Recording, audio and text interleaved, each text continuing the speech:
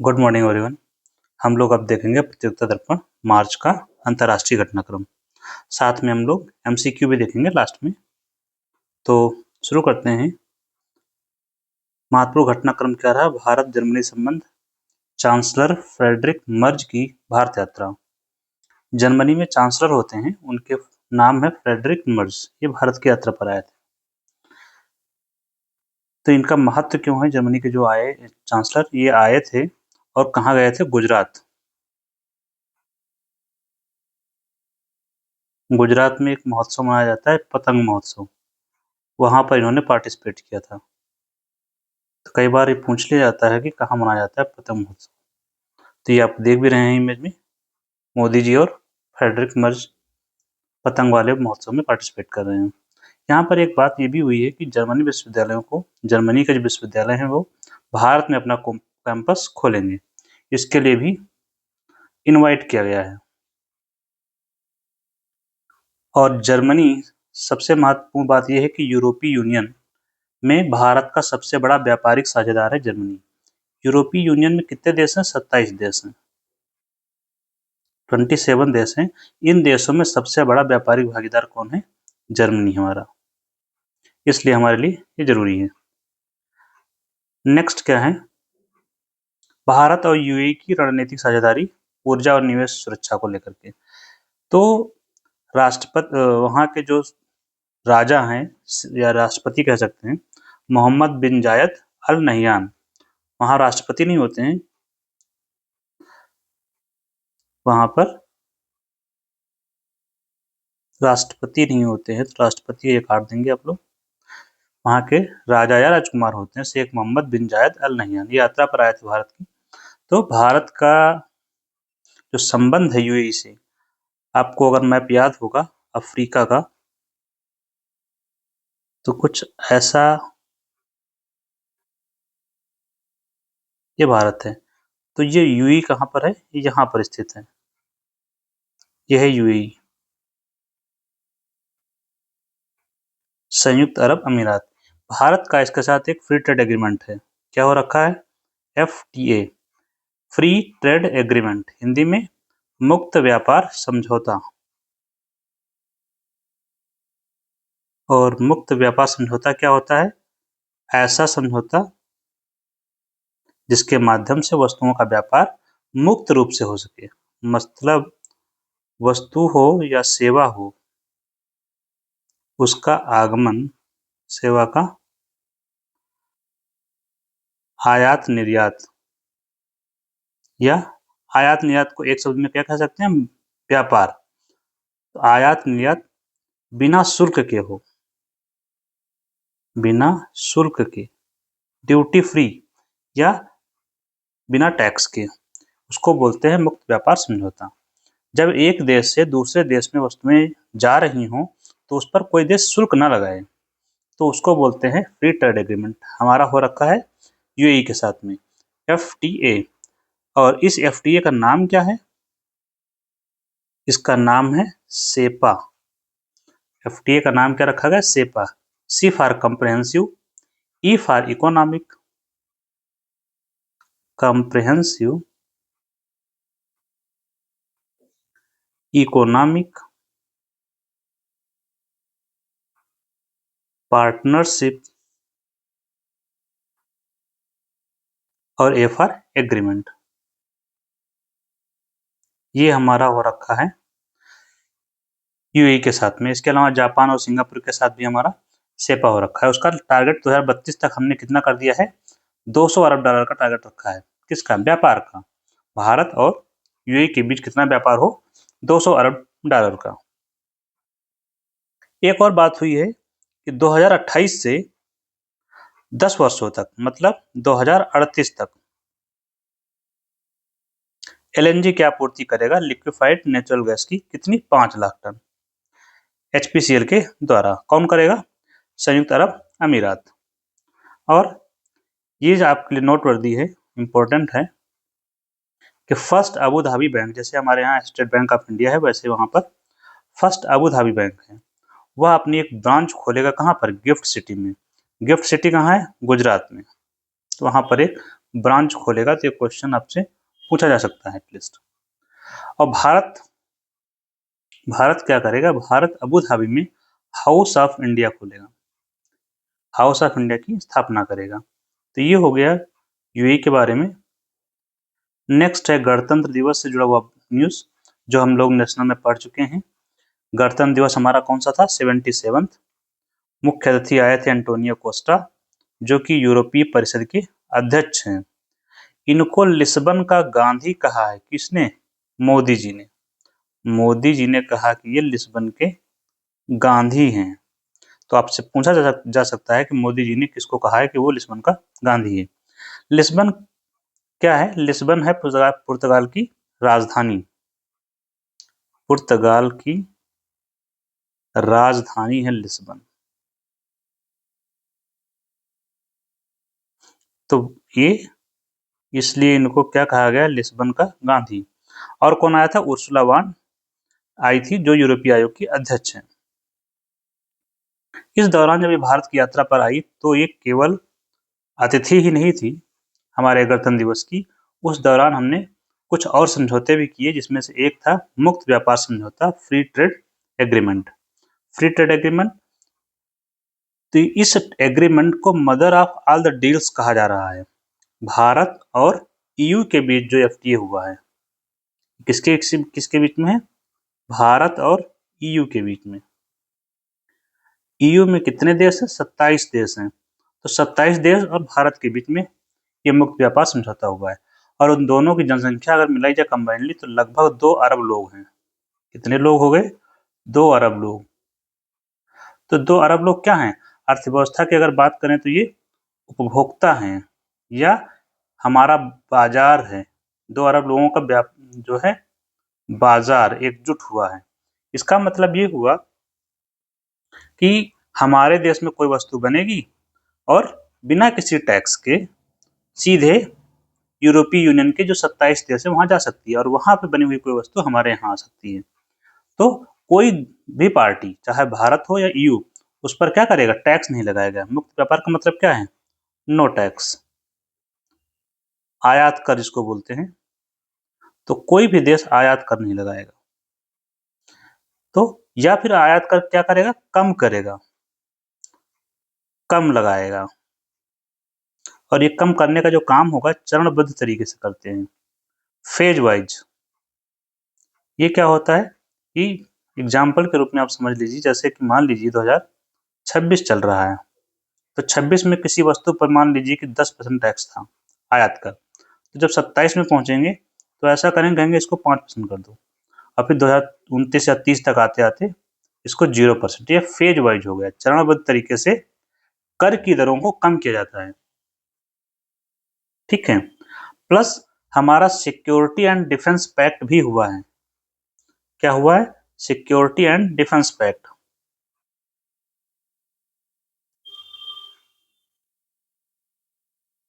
भारत और ईयू के बीच में। एक और बात याद रखेंगे, यूरोपीय लीगल गेटवे ऑफिस की स्थापना की बात की गई, कहां पर, ये भारत में स्थापित करेंगे। फायदा क्या होगा, भारत के लोग, जो भारत के वर्कफोर्स है, प्रोफेशनल लोग हैं, वो इसके माध्यम से आसानी से वहां यूरोप जा सकेंगे और वहां पर काम कर सकेंगे, व्यापार रोजगार पा सकेंगे।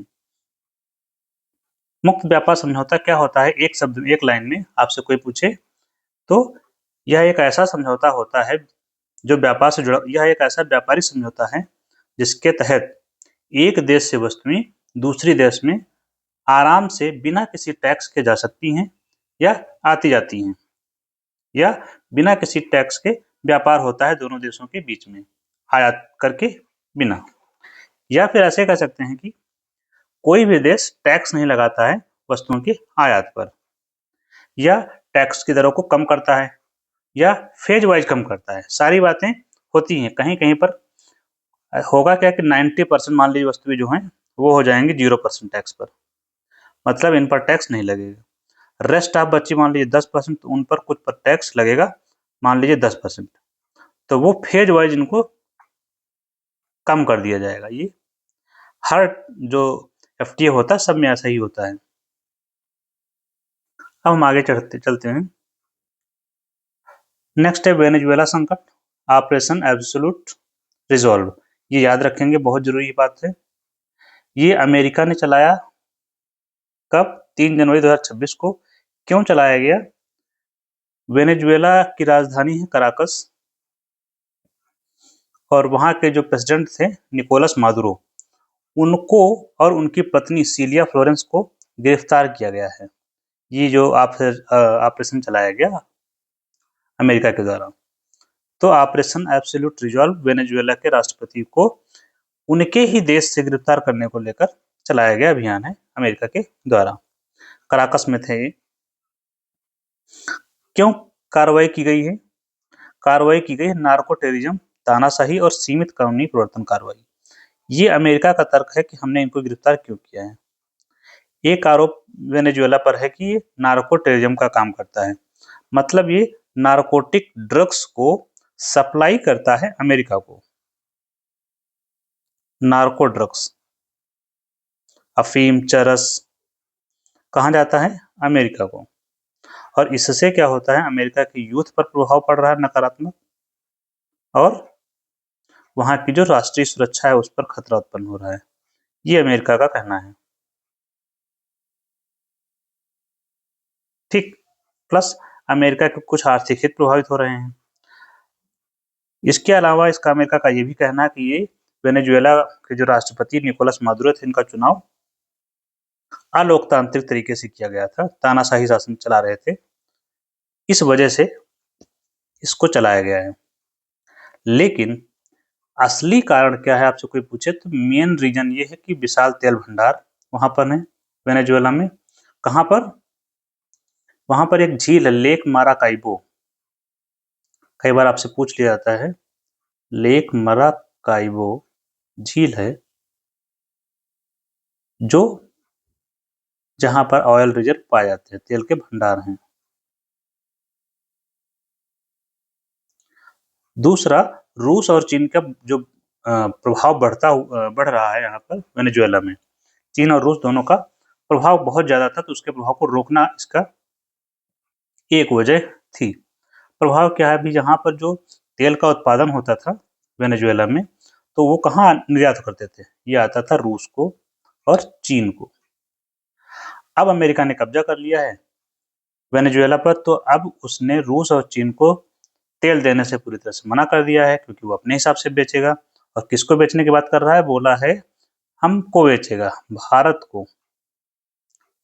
और भारत से कहा है कि आप तेल खरीदो कहां से? वेनेजुएला से, और रूस से तेल खरीदना बंद करो। ये है इसका वेनेजुएला का जो ऑपरेशन एब्सोल्यूट रिजॉल्व है वो। तो रीजन स्पष्ट है, तेल भंडार, रूस और चीन का प्रभाव को कम करना, नार्को टेररिज्म भी जोड़ दीजिए, सीमित कानूनी प्रवर्तन कार्रवाई। ये यूएन सिक्योरिटी काउंसिल की बैठक अचानक बुलाई गई थी, उसमें से अमेरिका ने कहा कि सीमित कानूनी प्रवर्तन कार्रवाई है, ना कि हमने सैन्य हमला किया हुआ है। जब ये मामला वहां लाया गया यूएन सिक्योरिटी काउंसिल में, क्योंकि जो भी मामला होता है अंतर्राष्ट्रीय महत्व का, उसको सिक्योरिटी काउंसिल में लाया जाता है, तो वहां पर अमेरिका ने कहा कि हमने कार्रवाई की है, सीमित कानूनी कार्रवाई है। लेकिन बाकी 4 देश जो थे उन सब ने इसका विरोध किया। जैसे रूस ने विरोध किया, स्वाभाविक सी बात है, चीन भी किया है, ब्राजील ब्रिक्स का है, इन देशों ने इसका विरोध किया। समर्थन में इजराइल है, यूके और अर्जेंटीना ने इसका समर्थन किया है।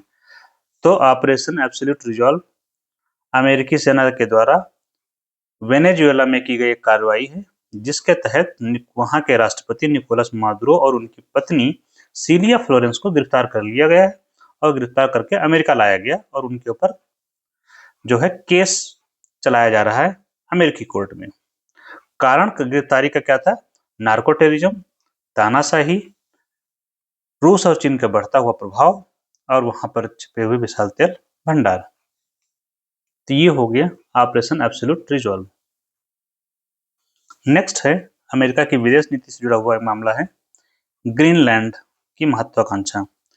आप लोग जानते होंगे ग्रीनलैंड कहाँ स्थित है? नॉर्थ अमेरिका और यूरोप के बीच स्थित है। ये इस तरफ है आपका नॉर्थ अमेरिका या उत्तरी अमेरिका, ये आपका यूरोप है। यहाँ पर एक बात आपको याद रखनी है कि जो ग्रीनलैंड है, राजनीतिक रूप से इसका भाग है यूरोप का। राजनैतिक रूप से यूरोप का हिस्सा है। कैसे? इस पर अधिकार किसका है? इसका मतलब राजनीतिक रूप से डेनमार्क का अधिकार है इस पर, और भौगोलिक रूप से नॉर्थ अमेरिका का हिस्सा है। मतलब भौगोलिक का मतलब क्या? प्लेट जो अलग हुई है वो नॉर्थ अमेरिका से जुड़ा हुआ है, तो भौगोलिक रूप से उत्तरी अमेरिका का हिस्सा है। कई बार आपसे पूछा जाता है। तो इस पर अधिकार किसका है इस समय? डेनमार्क का। डेनमार्क का स्वायत्त क्षेत्र है ग्रीनलैंड। यहाँ पर कई देशों के सैन्य अड्डे भी हैं, जिसमें अमेरिका का भी सैन्य अड्डा है। ये ग्रीनलैंड जो है, ये खनिज संपन्न क्षेत्र है। रेयर अर्थ मिनरल्स पाए जाते हैं।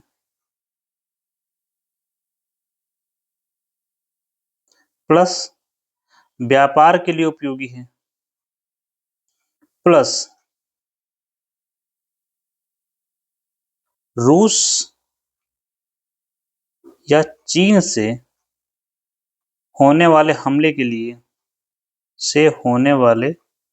हमले को रोकने के लिए,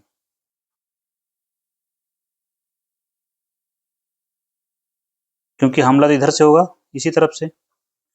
तो ये सब कारण है जिसकी वजह से अमेरिका ग्रीनलैंड को हथियाना चाहता है, उस पर कब्जा करना चाहता है।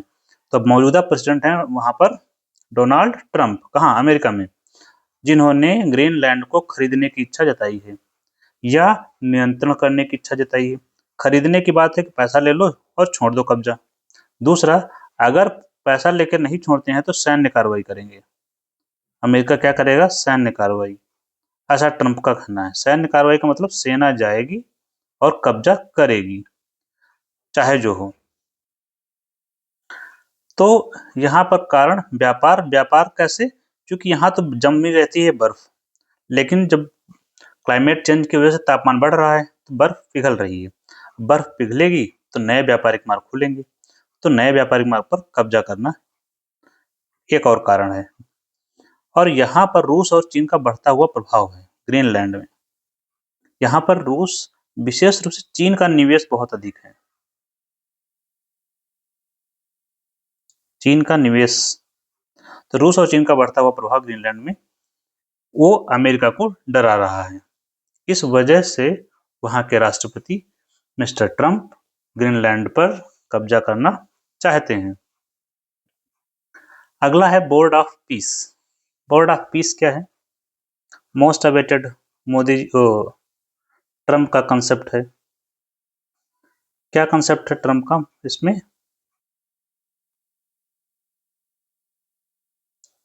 बोर्ड ऑफ पीस का गठन क्यों किया गया? पहले तो देखते लॉन्च कहाँ किया गया। बोर्ड ऑफ पीस को लॉन्च किया गया दावोस में। दावोस कहाँ है?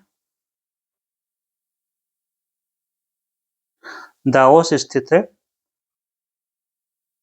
स्विट्जरलैंड के दावोस में। तो वहां पर बैठक हो रही थी वर्ल्ड इकोनॉमिक फोरम की।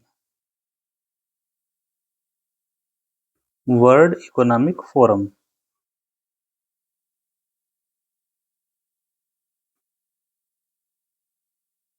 हर साल इसकी बैठक दावोस में होती है और यहाँ पर विश्व के नेता आते हैं।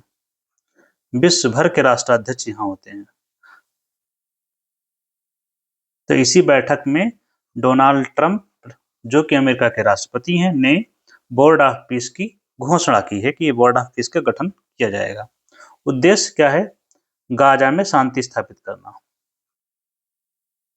गाजा, आपको याद होगा इजराइल में जो विवाद चल रहा है इजराइल और गाजा पट्टी के बीच में, तो एक तरफ इजराइल है, दूसरी तरफ हमास है। हमास एक संगठन है जो गाजा में काम कर रहा है। तो दोनों के बीच शांति समझौता करवाया गया ट्रंप के द्वारा, जिसकी बैठक कहाँ हुई थी? मिस्र के शर्म अल शेख में हुई थी।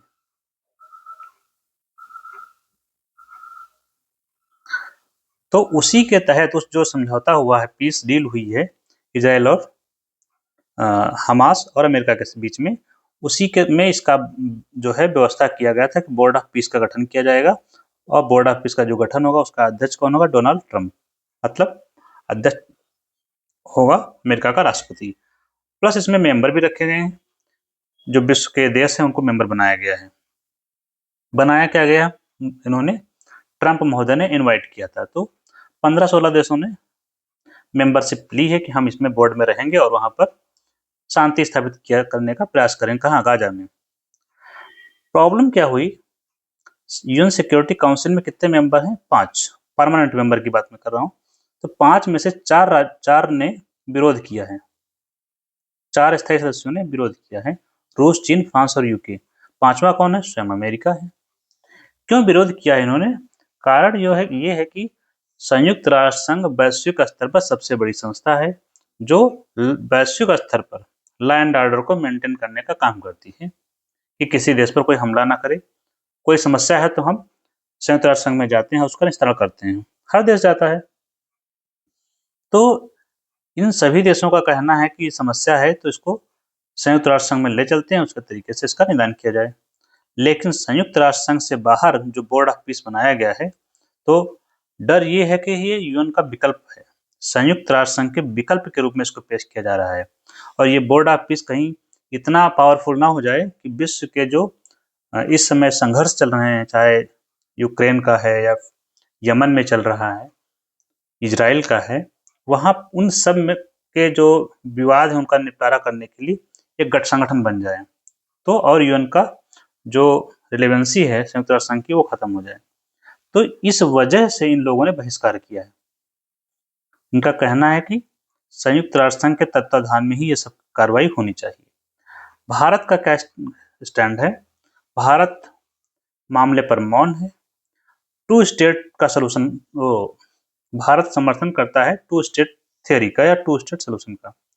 मतलब इजराइल वाले मामले पर इजराइल एक राष्ट्र बन जाए और दूसरा बन जाए फिलिस्तीन, दोनों अपना अपना काम करे, भारत ये चाहता है। लेकिन मौजूदा व्यवस्था में ऐसी बात नहीं की गई है, इसलिए भारत मौन है। बोर्ड ऑफ पीस क्या है? बोर्ड ऑफ पीस एक संगठन बनाया गया है जो गाजा में शांति बहाली का, पुनरुद्धार का, लॉ एंड ऑर्डर मेंटेन करने का काम करेगा, उसके विकास को देखेगा। इसका अध्यक्ष बनाया गया है अमेरिका का राष्ट्रपति। इसके अलावा अन्य देशों को भी इसका मेंबर बनाया गया है, अन्य देश के जो राष्ट्राध्यक्ष हैं, जैसे कि ब्रिटेन के हैं, इजराइल भी है, तो जो उनके समर्थक हैं वो तो इसमें आ ही चुके हैं। हम बढ़ते हैं आगे। अब अमेरिका की स्थिति क्या है? अमेरिका कई संस्थाओं से अपने आप को अलग कर रहा है, बहुपक्षीय संस्थाओं से। बहुपक्षीय मतलब मल्टीलेटरल इंस्टीट्यूशंस या अंतरराष्ट्रीय संस्थाओं से अमेरिका अपने आप को अलग कर रहा है। अलग कर रहा मतलब उनकी सदस्यता को छोड़ रहा है। तो अब तक 66 संगठनों से अमेरिका अपना मेंबरशिप विड्रॉ कर चुका है। कितने? 66। इसमें से 31 संगठन वे हैं जो संयुक्त राष्ट्र संघ के संगठन हैं या यूएन की बॉडी हैं, संयुक्त राष्ट्र संघ की निकाय हैं, और 35 निकाय जो संयुक्त राष्ट्र संघ से बाहर के हैं। इनमें प्रमुख कौन से हैं? ये नॉन यूएन मतलब संयुक्त राष्ट्र संघ के बाहर। अब संयुक्त राष्ट्र संघ वाले कौन से हैं? जैसे कि जलवायु परिवर्तन कन्वेंशन, जो पेरिस समझौता था उससे बाहर कर लिया अपने आप को, पेरिस एग्रीमेंट, या यूएनएफसीसी, ट्रिपल सी। इसके अलावा इंटरनेशनल रिन्यूएबल एनर्जी एजेंसी से बाहर किया है अपने आप को। अंतरराष्ट्रीय सोलर अलायंस जानते हैं, जिसको हम किसने बनाया हुआ है? जो भारत के तत्वाधान में बना है, भारत और फ्रांस के। लीड कौन कर रहा है? भारत कर रहा है। हेडक्वार्टर कहाँ है इसका? हमारे देश में है। कहाँ? गुड़गांव में या गुरुग्राम में। और गुरुग्राम कहाँ है? हरियाणा में। इसके अलावा आईयूसीएन से एग्जिट कर लिया है। ये क्या है? International union for conservation of nature and nature. ये है IUCN, प्रकृति संरक्षण का एक संघ है। इससे भी बाहर कर लिया है अपने आप को। नेक्स्ट क्या है? Henley passport index. ये हेनले पासपोर्ट इंडेक्स जारी कौन करता है? हेनले के द्वारा जारी किया था। हेनले एक संस्था है, यही जारी करती है। कहाँ स्थित है? यूके में। इसके द्वारा ये पासपोर्ट इंडेक्स जारी किया जाता है। होता क्या है इसमें? ये होता है पासपोर्ट की पावर को दर्शाता है, पासपोर्ट की शक्ति को दर्शाने वाला इंडेक्स है।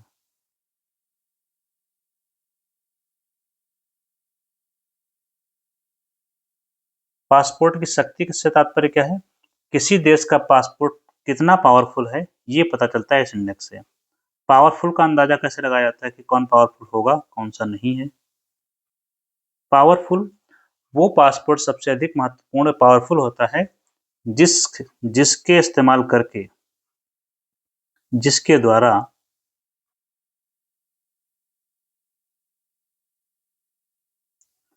अन्य देश में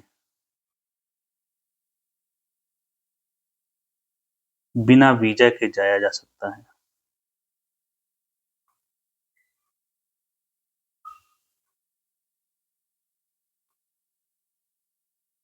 मतलब ये पहली बात आपको समझना पड़ेगा वीजा पासपोर्ट क्या। मान लीजिए कि ये है भारत और ये है कोई भी देश जैसे कि अमेरिका। अब हमें अमेरिका जाना है तो इसका तरीका क्या हो सकता है? इसका तरीका पहला ये है, जो भी भारत में रह रहा है व्यक्ति, उसके पास एक पासपोर्ट हो। पासपोर्ट कहाँ का? भारत का है तो भारत की पासपोर्ट हो, भारत में बनेगा। तो इंडियन पासपोर्ट हो गया। अब क्या इस पासपोर्ट से अमेरिका जा सकता है? नहीं। अमेरिका से भी पूछना पड़ेगा इस व्यक्ति को, मिस्टर ए को, कि भैया हो हमको आने दोगे कि नहीं दोगे। तो जब ये पूछेगा तो उसके लिए एक डॉक्यूमेंट अमेरिका जारी करेगा इसको। जब इसको अनुमति देगा उसको क्या बोलते हैं? वीजा। जब वीजा अमेरिका दे देगा तब ये अपना पासपोर्ट लेके और वीजा लेके अमेरिका में जाएंगे। ये वीजा जो अमेरिका ने जारी किया सिर्फ अमेरिका के लिए, कहीं और के लिए नहीं होता है। तो एक व्यक्ति को 2 डॉक्यूमेंट चाहिए होते हैं किसी भी देश जाने के लिए। ये है प्रक्रिया। अब समझिए पासपोर्ट की पावर। अगर इंडियन पासपोर्ट किसी के पास हो और वो अमेरिका चला जाए बिना वीजा के, मतलब अमेरिका बिना वीजा के आने दे, तो वो पासपोर्ट ज्यादा पावरफुल होगा। ठीक है। जैसे सबसे अधिक पावरफुल देश कौन है? सिंगापुर। इसका मतलब ये हुआ कि सिंगापुर का पासपोर्ट अगर आपको मिल जाए तो विश्व के अधिकांश देशों में बिना वीजा के आप जा सकते हैं। दूसरे नंबर पर जापान और कोरिया है, थर्ड नंबर पर डेनमार्क, स्पेन और स्वीडन है। तो वह पासपोर्ट सबसे अधिक पावरफुल होता है जो किसी भी देश में बिना वीजा के जाने की अनुमति देता है, या सबसे अधिक देशों में जाने की अनुमति आपको मिलती है। जब भारत की स्थिति क्या है? भारत के रैंक है 80। 55 देशों में हम जो है अपने पासपोर्ट से जा सकते हैं। इंडियन पासपोर्ट के द्वारा हम बिना वीजा लिए 55 देश की यात्रा कर सकते हैं। 55 देश की यात्रा वीजा मुक्त। मतलब उन देशों से हमें वीजा लेने की जरूरत नहीं है, सीधे सीधे पासपोर्ट हमारे पास है, चुपचाप प्लेन पे बैठो, सीधा उस देश पहुंचो। लेकिन अमेरिका के साथ ऐसा नहीं है, अमेरिका का वीजा आपको लेना पड़ेगा। तो कुछ देश हैं, 55 देशों में छोटे छोटे देशों की सूची है, जैसे कि नेपाल है, आप नेपाल जा सकते हैं। मॉरिशस का भी है जहां तक मुझे याद है। तो ऐसे देशों की यात्रा कर सकते हैं। तो हाँ, आपको वीजा लेने की जरूरत नहीं है। या तो आपको वीजा ऑन अराइवल मिल जाएगा, मतलब जैसे आप वहां पहुंचेंगे तो मिल जाएगा। तो भारत के रैंकिंग में सुधार हुआ है। पहले रैंक थी 85, अब हो गई है 80वीं रैंक। सबसे लोएस्ट स्थिति में है अफगानिस्तान, जिसके पासपोर्ट से सिर्फ 24 देशों की यात्रा की जा सकती है। बिना वीजा के। होप सो आप लोग समझ रहे होंगे। तो पासपोर्ट की जो शक्ति होती है, मजबूती होती है, वो इस बात से तय होती है कि वो पासपोर्ट कितने देशों की यात्रा आपको करवा सकता है बिना वीजा के। नेक्स्ट है स्पेस स्टेशन को लेकर के। प्राइवेट स्पेस स्टेशन बना रही है एक कंपनी जिसका नाम है वास्ट। और जो स्पेस स्टेशन होगा उसका नाम क्या होगा? हेवन 1। हम लोग एक स्पेस स्टेशन सुनते हैं जिसका नाम है ISS, international space station. International space station ये लगभग 1999 में कई देशों के सहयोग से बनाया गया था, जिसमें कौन कौन से देश शामिल हैं? अमेरिका की स्पेस एजेंसी शामिल है जिसका नाम है नासा। कनाडा इसमें शामिल है। इसमें यूरोपियन यूनियन शामिल है, यूरोपीय संघ जिसको बोलते हैं। और इसमें जापान स्पेस एजेंसी शामिल है और इसमें रूस की एजेंसी शामिल है। इन सभी देशों ने मिलकर बनाया था इंटरनेशनल स्पेस स्टेशन ISS, जो ऐसा कहा जा रहा है कि 2030 तक रिटायर हो जाएगा। कहाँ स्थापित था ये? लियो में। लो अर्थ ऑर्बिट कितनी ऊंचाई पर है? लगभग 400-450 किलोमीटर की ऊंचाई पर पृथ्वी से है। तो उसी कक्षा में ये जो आपको दिख रहा है ISS घूमता रहता है पृथ्वी के चारों ओर। ये जो ISS है 1.5 घंटे में पृथ्वी का एक चक्कर लगा लेता है। 1.5 घंटे में एक चक्कर।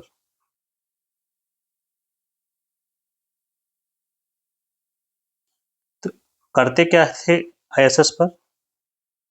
ISS पर वैज्ञानिक जाते हैं, वहां पर शोध करते हैं, शोध या प्रयोग किए जाते हैं। डिपेंड करता है कि वहां के पर कितनी कैपेसिटी है। ये हो गया ISS के बारे में। सेम चीन बना रहा है स्पेस स्टेशन जिसका नाम है तियानगोंग। ये रहा आपका तियानगोंग, याद रखेंगे।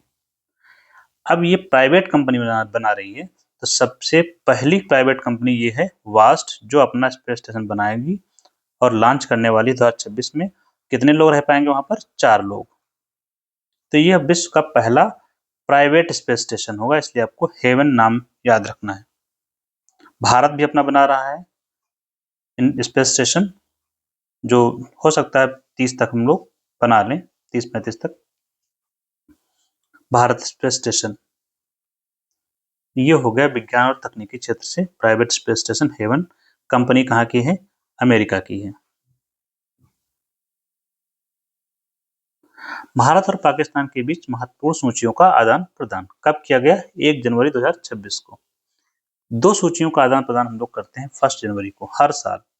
एक है परमाणु प्रतिष्ठान की सूची और दूसरा है कैदियों की सूची। परमाणु प्रतिष्ठान क्या है? जो न्यूक्लियर स्टेशन है हमारे पास, परमाणु न्यूक्लियर स्टेशन या न्यूक्लियर पावर प्लांट है, उनकी सूची। इसके लिए 1988 में समझौता हुआ था, जिसके तहत तय किया गया कि प्रतिवर्ष 1 जनवरी को हम उनकी सूचियों का आदान प्रदान करेंगे।